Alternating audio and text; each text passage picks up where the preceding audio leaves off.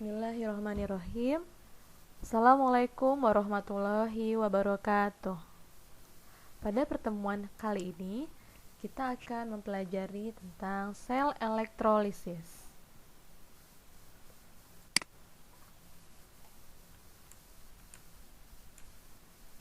Prinsip sel elektrolisis. Kita lihat yang pertama, pada sel elektrolisis terjadi perubahan dari arus listrik menjadi reaksi kimia. Kemudian, pada katoda terjadi reaksi reduksi dan pada anoda terjadi reaksi oksidasi. Dan pada katoda ini kutubnya negatif, pada anoda kutubnya positif.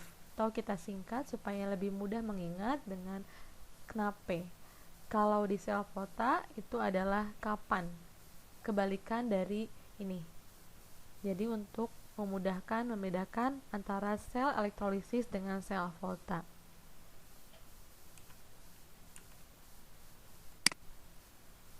Susunan sel elektrolisis.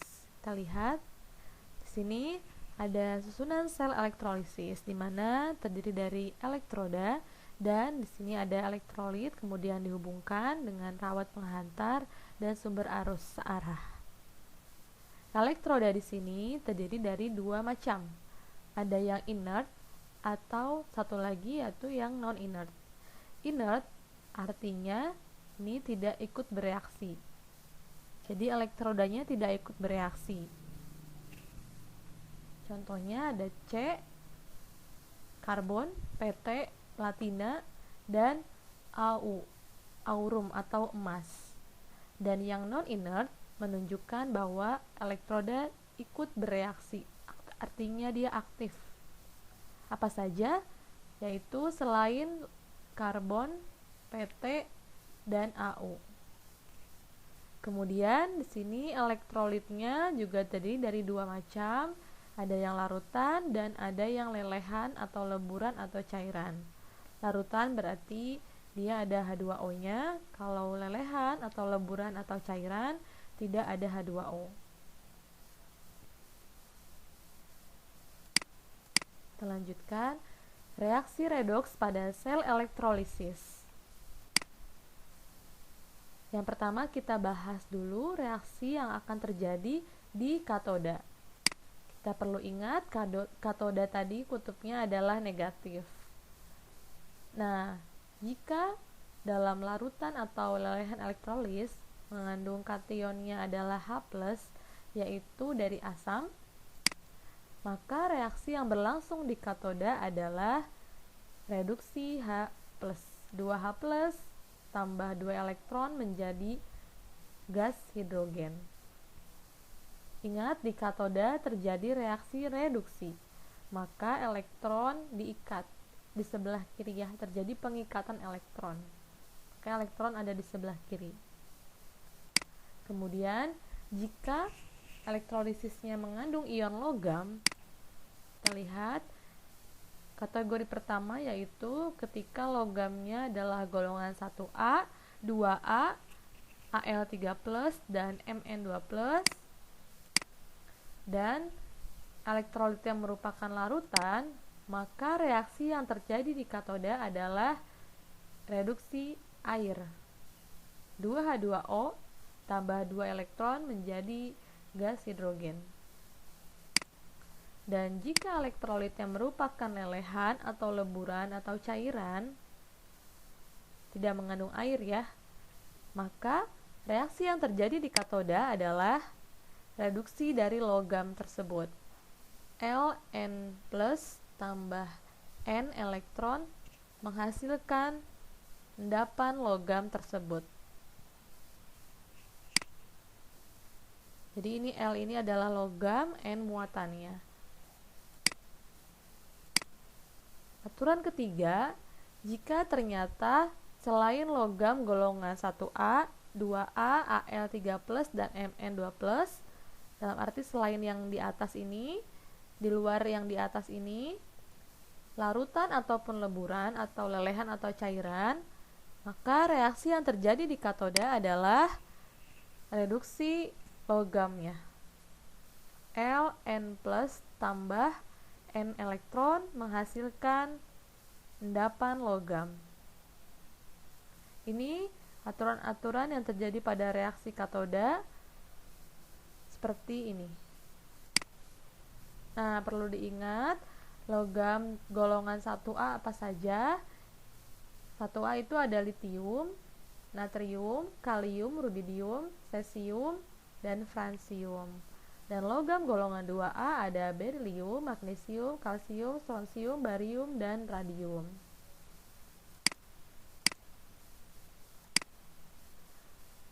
Dan ini reaksi pada anoda. Kita ingat tadi anoda kutubnya positif. Pada reaksi anoda, kita harus memperhatikan elektrodanya apa, inert ataukah yang non-inert. Kita bahas satu persatu. Jika elektrodanya inert, yaitu bisa C, karbon, atau dalam soal kadang dituliskan grafit. Grafit itu sama dengan karbon ya. Bisa juga platina atau aurum, emas.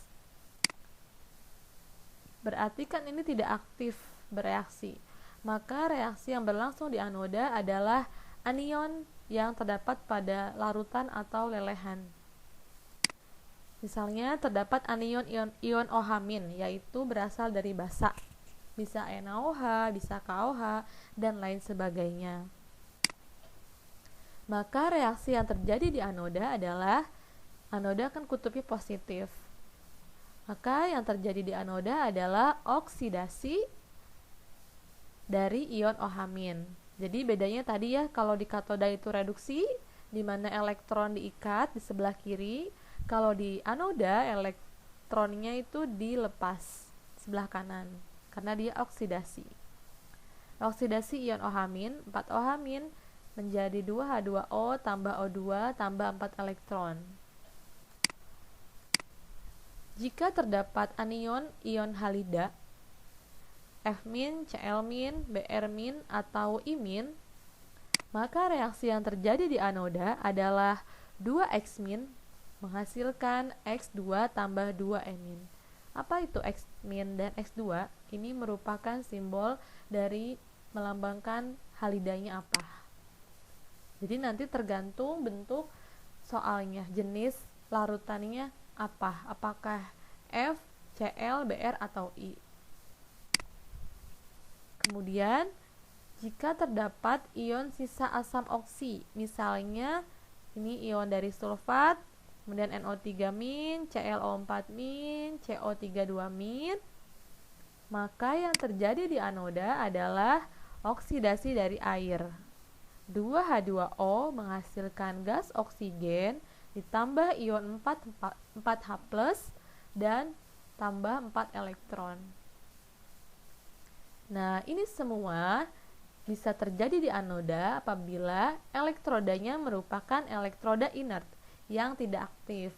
Berarti di sini tidak akan ada reaksi dari karbon, platina, atau aurum karena ketiga logam ini adalah inert, tidak ikut bereaksi. Nah, yang kedua, kondisi kedua, ketika elektrodanya non-inert, maka elektroda dioksidasi. Non-inert menunjukkan bahwa logamnya ini aktif, makanya dia ikut bereaksi. Ketika elektrodanya non-inert, kan dia aktif, maka reaksi di anoda adalah logam tersebut. Logam apa saja? Ya, selain dari karbon, platina, atau aurum. Maka anodanya oksidasi dari logam menjadi ion logam tambah N elektron. Kita langsung ke contoh. Jadi prinsipnya hanya seperti itu, sedikit ya, mudah. Kita lihat contoh. Yang pertama, misalnya reaksi elektrolisis larutan natrium sulfat dengan elektroda platina. Yang pertama harus kita lakukan di sini adalah menguraikan larutan natrium sulfat menjadi ion-ionnya. Natrium sulfat di sini larutan, maka kita harus tuliskan fasanya yaitu aquos atau kita tulis Aki, menghasilkan ion Na+ tambah SO4 2-. Di sini kali 2 supaya kiri dan kanan jumlahnya sama, setara. Kemudian kita tentukan reaksi apa yang terjadi di katoda dan anoda. Yang pertama kita tentukan dulu yang di katoda. Ingat katoda tadi kutubnya negatif. Maka kita lihat langsung ion yang positif. Jadi yang positif ini yang akan bereaksi di katoda. Yang akan ada di sini. Karena ini negatif, maka kita lihat yang positif. Ada ion Na. Berarti ion Na masuk aturan logam golongan 1A. Ketika dia golongan logam 1A, ada dua kemungkinan yang akan terjadi di katoda. Apakah dia larutan atau dia lelehan? Ternyata ini adalah larutan. Larutan, kalau dia larutan, maka reaksi yang terjadi di katoda adalah reduksi dari air. 2H2O tambah 2 elektron menghasilkan gas hidrogen tambah ion OH-, 2 OH-. Selanjutnya reaksi pada anoda. Kalau kita menentukan reaksi pada anoda, harus kita perhatikan jenis elektrodanya apa. Di sini adalah platina, bahwa platina ini adalah elektroda inert. Dia tidak aktif, tidak ikut bereaksi. Karena tidak ikut bereaksi, maka yang terjadi di anoda adalah ini, jenis anionnya apa? Ternyata di sini terdapat ion sulfat. Berarti kan ini masuk aturan ion sisa asam oksi. Maka reaksi yang terjadi di anoda adalah oksidasi air. 2H2O menghasilkan gas oksigen tambah 4H+, tambah 4 elektron. Kemudian kita jumlahkan dengan memperhatikan jumlah elektronnya di katoda dan di anoda. Ternyata elektronnya berbeda, di atas 2, di bawah 4. Kita harus samakan terlebih dahulu, maka yang atas dikali 2, yang bawah dikali 1. Kali 2 berarti ini berlaku untuk semua yang terdapat di katoda. Reaksi total 2H2O dikali 2, 4H2O. Kita jumlahkan dulu sebelah kiri ya, supaya mudah.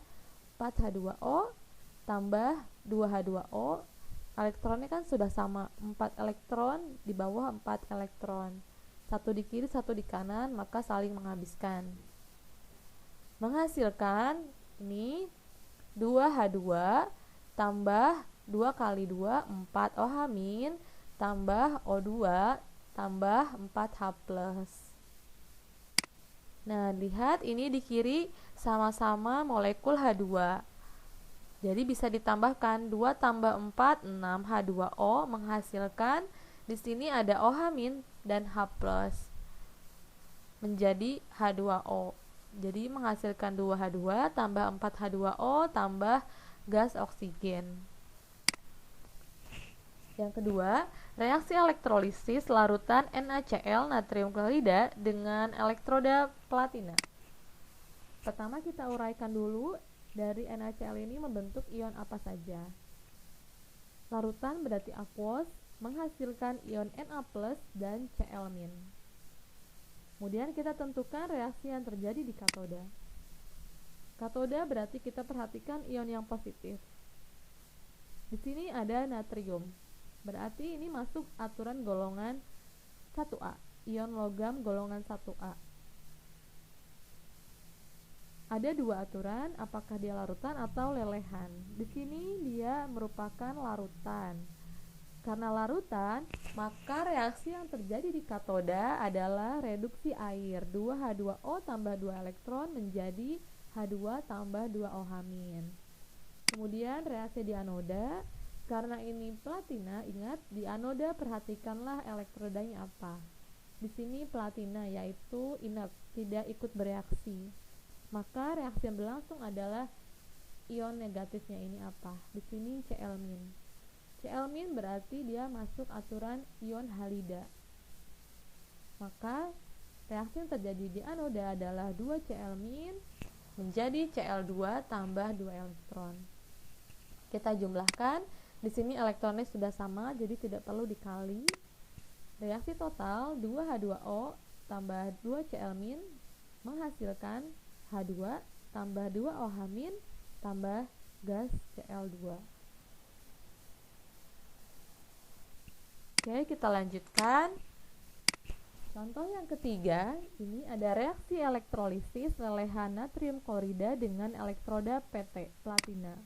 Kita uraikan NaCl menjadi ion Na+ tambah Cl-. Reaksi di katoda adalah, nah kita lihat ini sama seperti tadi bahwa Na itu adalah golongan 1A, ion logam golongan 1A. Dari tadi kita sudah belajar yang ketika dia larutan, aqueous. Di sini ada lelehan, berarti fasanya liquid.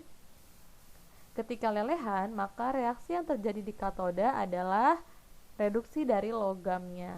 Di logamnya apa? Di sini logam Na, berarti Na+ tambah elektron menjadi Na. Tahu ini ada endapan natrium. Di anodanya ini PT, kita lihat anoda harus perhatikan elektrodanya apa? Ini inert, tidak aktif, maka reaksi yang berlangsung di anoda adalah Cl-. 2Cl- menghasilkan Cl2 tambah 2 elektron. Kita jumlahkan dengan memperhatikan elektronnya. Elektron belum sama, maka yang atas kita kalikan 2 supaya sama ya jumlahnya, yang atas dan kiri dan bawah. Kemudian yang di bawah dikali 1. Reaksi total 2Na+, kan ini dikali 2, tambah 2Cl- menghasilkan 2, ini dikali ya, 2Na tambah Cl2.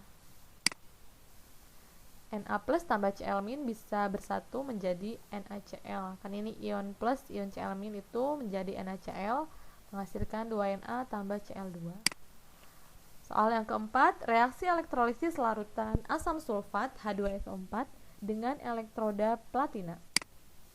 Kita uraikan terlebih dahulu. H2SO4 larutan aqueous menghasilkan ion H+ tambah ion sulfat SO4 2-.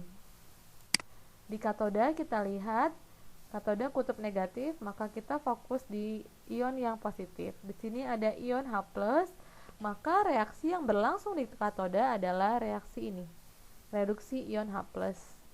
2H+ tambah 2 elektron menghasilkan gas hidrogen. Kemudian anodanya adalah kita harus perhatikan elektrodanya. Di sini PT berarti tidak aktif, maka yang berlangsung di anoda adalah ini. Kita perhatikan ion yang negatif, yaitu ada sulfat. Ini merupakan contoh ion sisa asam oksi. Maka reaksi yang berjalan di anoda adalah ini, oksidasi air. 2H2O menghasilkan O2 tambah H+, 4H+ tambah 4 elektron. Kita jumlahkan elektronnya belum sama, maka kita kalikan yang atas kali 2, yang bawah kali 1 supaya jumlahnya sama. Reaksi total 2 kali 2 4H+ tambah 2H2O menghasilkan ini 2H2 tambah O2 tambah 4H+. Contoh yang kelima, reaksi elektrolisis larutan natrium hidroksida NaOH ini merupakan basa dengan elektroda platina. Kita uraikan terlebih dahulu larutannya. NaOH menjadi Na+ tambah OH-. Katodanya kita lihat ini kutub negatif, kita perhatikan ion yang positif, ada Na. Karena dia larutan dan golongan 1A, maka reaksi yang berjalan di katoda adalah reduksi air. 2H2O tambah 2 elektron menghasilkan gas hidrogen. Anodanya kita lihat elektrodanya ini adalah platina. Platina adalah inert, tidak aktif. Maka yang berjalan di anoda adalah oksidasi ion OH-. 4 OH- menghasilkan 2H2O tambah O2 tambah 4 elektron. Elektronnya belum sama, kita samakan, yang atas dikali 2, yang bawah dikali 1. Reaksi total 2H2O tambah 4 OH- menjadi 2H2 tambah 2H2O tambah O2. Ini seharusnya 4 ya, 2 dikali 2, 4. Kemudian Yang keenam, larutan tembaga sulfat CuSO4 dengan elektrode Fe, yaitu besi. Kita lihat, tadi kan kita sudah belajar yang inert itu ada C, karbon, kemudian ada PT, platina, dan Au, aurum atau emas. Nah, berarti selain 3 logam tersebut adalah non-inert. Kita lihat di sini adalah Fe. Fe selain 3 logam yang tadi, maka Fe ini kategorinya adalah elektroda non-inert. Berarti dia ikut bereaksi. Pertama kita uraikan, tembaga sulfat menghasilkan ion Cu2+ tambah SO4 2-. Katodanya kutub negatif, kita perhatikan ion positif. Di sini Cu2+. Cu2+ bukan golongan ion logam 1A, bukan 2A, bukan Al, bukan juga Mn. Maka ini kategori logam yang selain aturan yang 1A, 2A, Al, atau Mn. Maka reaksi yang berlangsung di katoda adalah reduksi logam tersebut. Logam apa? Yaitu logam tembaga. Cu2+ tambah 2 elektron menghasilkan Cu.